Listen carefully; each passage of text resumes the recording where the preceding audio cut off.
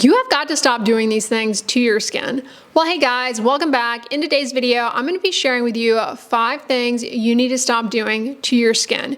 These are skincare habits, practices that can lead to irritation, or in some cases are just not practical or simply inefficient. And while these things are not necessarily bad to do here and there, they're not gonna land you in skincare jail. Over time, they can cause problems, or they may really be contributory to a problem that you're having, or you may find that by switching it up, adapting the tips that I'm gonna be offering in this video, that you get better results. Number 1, you have got to stop sanding, buffing, scrubbing the skin while it's dry. Ha! You weren't expecting that, were you? You were not expecting that. Listen, I know a lot of people really enjoy using mechanical exfoliants. It's not my preference. When it comes to exfoliating the skin, I happen to lean more to chemical exfoliants, which dissolve the glue between sticky skin cells to smooth out the skin surface, improve barrier function, and improve moisture retention. However, there's a time and a place for a mechanical exfoliant. Mechanical exfoliation is really just what it sounds like. You're taking something and you're rubbing it on the skin to mechanically remove dry, rough skin. A lot of people like to do this on their feet with a pumice stone. It can be very useful actually for smoothing down callus, but it can be especially helpful for flattening warts so that wart medication you put on the wart gets into the wart better to clear the wart faster. You know, for some people with keratosis pilaris, using a washcloth and a circular motion can very gently mechanically exfoliate those rough bumps of keratosis pilaris. Then, of course, there's the wellness habit of dry brushing, which people do for 2 reasons. 1, to exfoliate, and 2, to improve circulation in the skin, lymphatic drainage. However, if you go doing these things to the skin when it's dry, it's so inefficient. The point of mechanical exfoliation is to smooth the skin surface at the end of the day, to kick off those mounds of dry, rough, stuck together corneocytes. Guess what? Those bad boys come off so much more easily if you have hydrated your stratum corneum. So for example, if you like using a pumice stone on your foot, soak your feet first for 20 minutes because the stratum corneum on your feet is really thick. Or if you like to use, again, a washcloth, like on the arms, the legs, especially the upper thighs, you can get a lot of rough and bumpy skin. Make sure you do it in the shower after your skin has gotten wet. The reason is, you want that stratum corneum hydrated. Those skin cells that are stuck together, they're gonna come off a lot more easily. And not only are they gonna come off more easily, but it's gonna be less irritating to the skin. A product that everybody loves to hate on is the St. Ives Apricot Scrub. You guys know that product, it's abrasive. It can be very irritating, but some people use it. They don't have any problem with it. It doesn't cause them problems. They enjoy using it. If you're one of those people who uses that or any other facial scrub to exfoliate your skin, get your face wet first. Get it wet first before going in dry, because it's those corneocytes, the skin smoothing effect that you are seeking, it's going to go much more efficiently if you have hydrated the stratum corneum first. The stratum corneum on your face is not anywhere near as thick as on the bottoms of your feet, on your hands. So you really don't need much, just a little water and then use the exfoliant. It will make things much easier.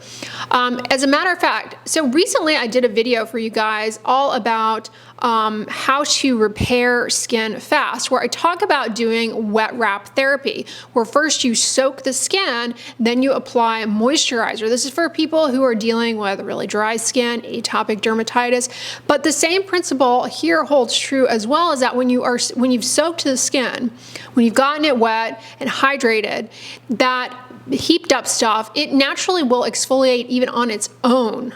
Much more efficiently without you necessarily needing to rub and scrub so much. So definitely make sure you are getting the skin wet before you come in with any kind of mechanical exfoliant. It's going to come off a lot more efficiently. Along those lines, number 2, don't pull off your skin.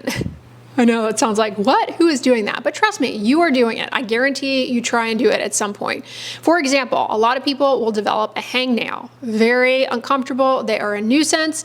They are no fun to deal with. Don't try and pull the hangnail off. Likewise, if you've ever gotten a blister and it pops, the fluid oozes out, and then the roof kind of dries up there, and it's like this little piece of skin, you want to peel it off. The other situation where people get tempted to pull their skin is like when they're starting a retinoid and they're going through the retinization process and they're getting peeling and desquamation, like visible shedding of sheets of skin cells. Don't pull that off. So the reason you don't want to pull off shedding skin is that as you pull, you're going to pull some of the healthy young attached skin and leave the even younger part of the epidermis more exposed, more vulnerable, and that can put you at risk for infections. So a much better thing to do in these situations is to lean into not pulling stuff off, but rather babying it with skin protectants, moisturizers, ointments. So for example, if you are dealing with a lot of flakiness on the face, don't try and pick it off. Get yourself a little lightweight facial oil or even your moisturizer and just massage it on the face. The emollients in the moisturizer or just the oil itself, it's gonna slip between those sheets of cells that are trying to come off, and it will help them naturally lift up on their own without damaging the underlying epidermis. If it's a hangnail, get yourself some petroleum jelly, because what it's going to do is protect the skin around your nails. You don't want to pull that hangnail off, because not only, again, do you risk damaging the underlying skin, the skin around the nails, the nail fold, if you damage that by pulling at the hangnail, bacteria get in, can cause an infection around your fingers. It's very painful. It's called a paronychia. You don't want that to happen. So instead what you want to do, and it's hard to resist, but this will help both symptomatically and will help it go away, is just put plain petroleum jelly there on that little nubbin of the hangnail. It will soften it. It will help the underlying skin stay protected, and it will help it heal faster and go away faster. Say you get a blister on the bottoms of your feet. First of all, don't pick it, because the roof of the blister is your body's own Band-Aid. It's protecting the stuff underneath. It's providing a protective shield. Once the blister ruptures, the fluid leaks out, don't pick that stuff off. Kind of drape it over the raw skin, cover it with petroleum jelly. That is what you want to do with a blister, because if you pull the roof off, you're going to expose more of the vulnerable cells underneath, and again, can put you at risk for infection, scarring, and it makes the healing process that much longer. But admittedly, once it's popped and you kind of have that flappy skin there, it's flapping around. It doesn't adhere as well to the base of the blister. So covering it with a little petroleum jelly kind of smooshes it back down on there. And then you're also protecting the underlying vulnerable skin with the petroleum jelly. The petroleum jelly is reducing friction on that blister. Those frictional forces is what causes the blister in the first place. So that's really what you want to do. And keep greasing it up. I mean, keep greasing it up with petroleum jelly, petroleum jelly, petroleum jelly. You can cover it with a bandage too to get even better protection of it and allow it to heal. When it comes to wound healing, whether it be a blister, a cut, keeping the wound bed moist and hydrated is the name of the game, so that those new skin cells can migrate in and fill in the defect. And that's the case with a blister, the cut, with a scrape. Plain petroleum jelly is your best bet for doing that. Alternatively, you can also use Aquaphor, an ointment that's petroleum jelly, mineral oil, lanolin. It's a great option as well. You don't necessarily have to use plain petroleum jelly, but it is like the most cost-effective thing. Number 3 is one this is a tip that is not new. Like, I have repeated this so many times throughout my tenure on YouTube that some of you are gonna probably roll your eyes hearing me say this, but I get new people here all the time, and I know that this can make such a difference. I mean, it can drastically change the game for you, especially this time of year. And that is when you wash your hands. Don't wash your hands with your rings on, because what happens is the cleanser residue gets trapped up under the ring. Especially, some rings, they kind of almost have a little bit of a groove inside them, the part that is up against your finger. So the cleanser residue gets trapped up in there. And then you wash your hands, you rinse the cleanser off your hands, but it's trapped up under that ring. And then the friction of the ring plus the surfactants, the cleanser residue, it starts to erode at skin's protective barrier on your finger. And it serves as a portal of entry for more irritants and starts a cascade of breakdown of the barrier that can lead to hand dermatitis, dry, cracked hands, hand eczemas.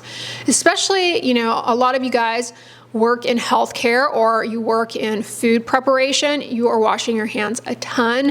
Make sure you are taking your rings off when you wash your hands. Pat dry the skin thoroughly after you've rinsed cleanser off. Apply a moisturizer, and then you can put your rings on, you know, of course, depending on what you're doing. It really can make a huge difference for not only dry, cracked hands, but you know, the other situation and where this all kind of comes together for rings and hand washing and hand dermatitis, like the trifecta there. What you've got is a situation where you have repeated exposure to water, to detergents, to surfactants. They get trapped up under the ring, and many pieces of jewelry, rings included, contain nickel. Nickel is the most common contact allergen out there. And once you develop hand eczema, nickel, in most cases, becomes like a nemesis for you, and that it actually can trigger hand eczema just touching nickel. So it's a situation, you know, where you're basically kind of introducing potentially nickel to the skin when the barrier is down. So when the barrier is down, then your immune system is a lot more on the defense for mounting sensitivities that can ultimately cause what's called an allergic contact dermatitis, and really can play a huge role in unfolding of a pretty rip-roaring, debilitating hand eczema. So take the rings off. Number 4 is gonna come as a surprise to you guys, because you know I'm always cautioning, don't overdo it with body wash, but you know, one area I don't think I really remind you all enough to wash is actually your belly button. And I know you guys probably wash your belly button, but honestly, it's a place where a lot of people forget. But if you think inside your belly button there's a lot of skin folding going on, depending on how your belly button is structured too. Just take a look inside your belly button one day. There's a lot of skin redundancy inside there, and it's a small, tiny little space. So make sure you get a little bit of just soapy water and swizzle it around in there, rinse it out thoroughly. Because what can happen easily, and I've seen this so many times before, and I think to myself, gosh, I don't think people realize this. It's an easy thing to miss. But what happens is, like, you get trapping of lint from your clothes, you get trapping of dead skin cells that aren't being able to, you know, come out, and you also get, trapping of oils, debris, dirt, and you can get something called an umbolith, which is basically just a little nugget of debris that builds up in there. I've seen this many times. Patients won't even be aware that they have it. So make sure you're cleaning your belly button. You know, another body site where you have a tight space is your ear canal. But in contrast to your belly button, one of the nice things about our ear is that the ear canal produces earwax, which has antibacterial properties and cleanses the canal. I mean, it's a natural hygiene thing, right? Coming through that tiny little tube. That's why I always tell you guys, don't put Q-tips in your ears, because you're pushing that cleansing wax backwards, and it needs to come out to lubricate that little tiny canal, help protect it from bacterial invasion, and to clean it. But your belly button does not have a mechanism like that. So you need to get a little cleanser in there. You can use your face wash, because those are typically very mild, or mild body wash. You don't need to go aggressive, but make sure you're cleaning it out episodically. All right, number 5 is, if you are continuing to break out, continuing to have acne that's getting worse and worse, you feel as though your skin is purging, you're questioning, am I going through the purge that I hear about on social media? You keep trying different skincare products. You keep trying over-the-counter acne treatments. Of course, those are wonderful for acne, but you keep trying things. things are not getting better, they're just getting worse. You have got to stop continuing to try new things, and you've got to do what you can to see your healthcare provider, at least, if not a board certified dermatologist, because there are so many conditions out there that you might think are acne. You keep trying acne treatments, but you have something entirely different. They're called acneiform eruptions. They're basically skin conditions that have pimples, but they're very different from acne. Their causes are different, their treatments are different, and a lot of the acne treatments that you might be trying that are over the counter, things like benzoyl peroxide, adapalene, salicylic acid, in some cases those ingredients actually can worsen these acneiform eruptions. So, don't keep trying with things that aren't working. It could be that you have one of these other things, or also, a lot of acne is just not going to respond adequately to the things that are available over the counter. It's going to require prescription treatments. So don't sell yourself short on those and put off seeing a dermatologist for the right treatment, because the longer you delay treatment, the greater the risk for scarring. If you have a deeper skin tone, it can leave hyperpigmentation behind, and the longer it goes untreated, the more it's going to be inflamed, the more hyperpigmentation, and that hyperpigmentation is going to be a lot more stubborn in terms of fading. Don't keep trying random skincare products hoping for something that does it. If you say to yourself, I've tried everything and I'm still breaking out, see a dermatologist. I know that it's not easy. I know it can be cost prohibitive. I know that it's not always accessible to people, but at any rate, just having the knowledge base that maybe I should lay off of trying things because I could potentially just be worsening something. Maybe I don't actually have acne. Even that is better than continuing to try new product after new product after new product, only to have your skin get worse and worse. If you go back and you watch my video on acneiform eruptions, the title of the video is like 7 reasons why your skin's not clearing up. Some of these conditions actually you can spontaneously clear up on their own. And not only are you wasting time and money on things that are not going to be effective for those things, but they could go away on their own with nothing. So always keep that in the back of your mind too, like whenever you hear somebody singing the praises of something that they've tried on social media being like the only thing that cleared their skin, always remember that some skin conditions, they go away on their own. What you have might be entirely different, even though, on the surface it kind of looks similar. There are a lot of acneiform eruptions out there that are not acne. They have different treatments. All right, y'all. So that wraps up 5 things you need to stop doing to your skin. I hope this video was informative. On the end slide, I'm going to link my video all about those 7 skin conditions that look like acne but are not it, to help you clarify why your skin may be not clearing up as readily. So I hope you'll check that one out next if it sounds of interest to you. But if you like this video, give it a thumbs up, share it with your friends, and as always, don't forget, sunscreen and subscribe. I'll talk to you guys tomorrow. Bye.